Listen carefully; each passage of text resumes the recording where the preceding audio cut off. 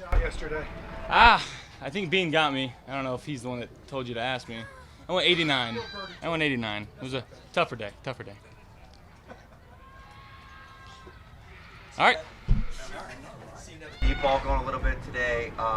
Last one to Shakir. Can you talk a little bit about Khalil and getting to know him over the first part of training camp here? Yeah, I mean he's done a pretty good job in terms of learning the offense.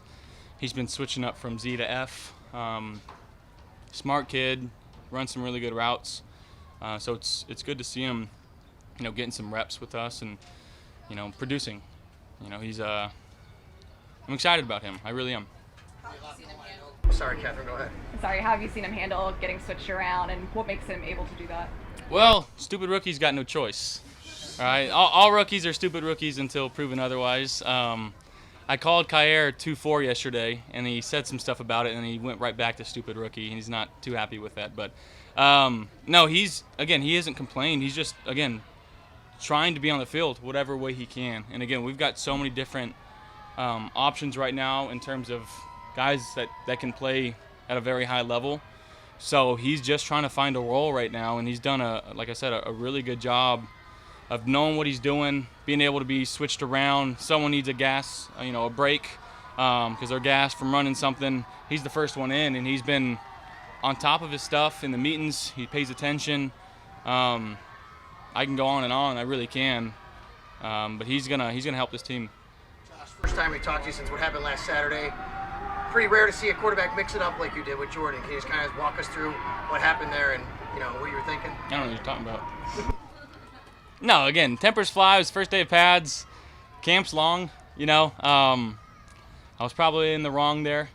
But again, just trying to get some guys juiced up, ready to go. It's football. Yeah, so that's all it was. It was nothing, and I got him a box of Pro V1s for pushing him. I felt bad, but it's all in love. We're just out here trying to push each other, trying to be great. Camp seems to like that a little bit, like another. I'm not maybe not in that specific instance, but if you get the sense maybe intensity's down or whatever, I mean, you have other ways that you do that. For sure, there's ways you got to find to do that. Sometimes, like I said, camp's long. Sometimes it's a drag. Sometimes guys want to be anywhere but the football field, and that's just the nature of the business. It's long days, short years, and knowing that this goes by so quick, we got to find ways to, put our focus back into what we're doing and focus on the here and now. And, sometimes it's necessary. Good teams sometimes fight. Guys want it so bad. Guys are very competitive. Guys push each other. So you saw a little tempers flare again today. And, again, that's all because we want to win. We want to work really hard. We want to beat the guys across from us, and that doesn't matter who it is. But it's good to see the intensity right now coming out from both sides of the football and the whole team, because again, we just want to win football games. Yeah, this camp seems to have been one of the most chippiest ones in my memory of Bill's camps here. What is that? Is it just because you talked about a new identity? Is this the identity that you guys, to a degree, are trying to form? I can't say that is the reason why. But when you bring in the guys that we've brought in, there's competition all over the place. There's competition on their side of the ball, on our side of the ball, and then when we play against each other, guys are trying to fight for a spot on this team. And, things get chippy when guys are working hard and trying to beat the other guy across from them. And like I said, I saw Coach say in the media he'd rather tell us to tone it down than pick it up, and I think that's kind of just the spot where we're at. Guys want to win. Guys want to beat each other. It's got a lot of talkers on this team too, so it's been a fun camp. It really has been, and I appreciate the intensity from both sides of the ball. Did I see you trying to get in the way of Ed Oliver, who was kind of charging at somebody today? No. You might, different red jersey maybe. Speaking of talkers, Isaiah McKenzie, who's the supreme talker, he looks like he's kicking ass and taking names this camp, because he knows that job is right there for him to win, starting slot job. Could you just kind of evaluate what you're seeing from him and all that? Yeah, I mean, again, he's working his tail off, and that's kind of what Isaiah is known for. He's going to work hard. He's going to find a way. But again, learning the nuances of the slot position and taking the coaching and the leadership and the knowledge that he's had over the past years of guys in that position, being naming Cole, trying to take what he was doing on the field and apply it to his game, bringing a guy like Jamison and having his knowledge, and Isaiah kind of taking that. And there's no denying his physical attributes, his speed. He's extremely tough for a little guy. He's a little muscle hamster. But he's determined to help this team win football games, whether that's at punt return or kick return or slot, the gadget guy that he's kind of been in the role in this offense over the last couple of years. But like you said, that position's up there, and he's taken advantage of it early in camp. Had some really, really nice plays. His intensity's up. His focus is up. And again, he's going out there, and he just continues to make plays.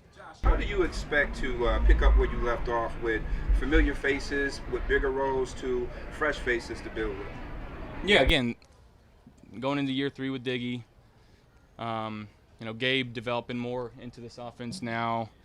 Isaiah is my longest tenured receiver, so again, I think that kind of plays into what he's going on. But you bring in some new guys, some guys that are on the practice squad last year that are playing really well in camp right now. And new offensive coordinator, I can go on and on about that. It's new, but he's not new.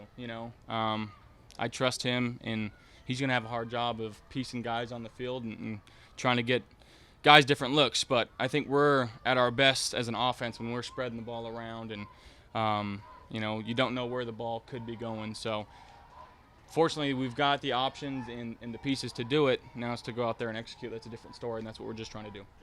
Is the state of flux a little bit there in the offensive line this far into camp been a drag on things? Guys are stepping up. Guys are playing really well. It's no secret that Spencer hasn't been really running with the ones. I think Quez has been doing a good job in his spot. Dion was out for a couple days. Roger's not in. Bates is kind of getting back to it. Mitch is working his tail off. He fought through some stuff today, and that guy, he's in business mode right now. I haven't seen anything like him in a while in terms of just knowing the offense, taking control of that room. And like I said, he didn't really have anyone to go in for him today. He's been working his tail off, and he knows that, he understands that, and that's the type of leader that you need on that offensive line. So I really, really respect and appreciate what he's been doing for us. With the offensive line, not having as many guys back, you've been able to feel some pressure from the defensive line. If you flip that, how has it been nice to be able to feel some of that pressure? Those guys? They have to maybe make some quicker decisions. Yeah, again, they're pretty dang good on that side of the ball, which is exciting to see. Obviously bringing in a guy like Vaughn, teaching some of these young cats too, and Greg and AJ, bringing back old faces and Jordan and Shaq, and then you bring in Tim and Daquan and Ed Oliver's kind of stepping his game. So again, the names I can go around and say good things about each one, but they're intense right now. They're bringing it, and it's gonna make us better. Iron sharpens iron. Josh, I wanted to ask you again about Ken, in the sense that, the specific communication. I know there's the call-it periods they have. You guys go off script a little bit or whatever. And how is the communication between the 2 years the play comes in, speed at which that's happening? How is that process? It's been really good so far. In terms of what we need to expect in the game, obviously the quicker the play that we get in, the better. The more time I get up there, I can see things and change things if need be. But again, that's going to come with real game reps. Obviously, we're playing on a different play clock right now. Sometimes that play clock gets ran early in games, and you got to force it in sometimes. And sometimes he may not even finish the call, and I got to finish it for him. So that's the type of wavelength that we've got to be on, the preparation that goes into a game plan, knowing exactly what he's thinking when he's calling a play. And, we'll use the preseason and early on in the season to kind of feel that and get into that. I don't expect it to be perfect right away, but again, it's going to be a learning process that we'll figure out. Do you feel you need to spend more time in preseason games than ordinarily a quarterback who's established as you? That's not entirely your call, but what are your thoughts? Yeah, I think it's a little different now too, with only 3 preseason games as opposed to 4. I was trying to remember what I did last year. I don't think I played game 1. I think I maybe played.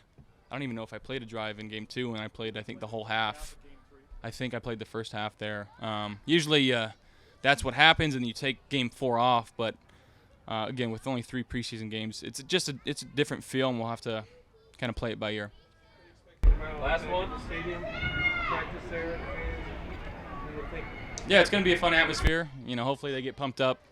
Vaughn's going to pump him up. He's a rock star. Every time he comes out here to camp, he's got the biggest cheers. He really does.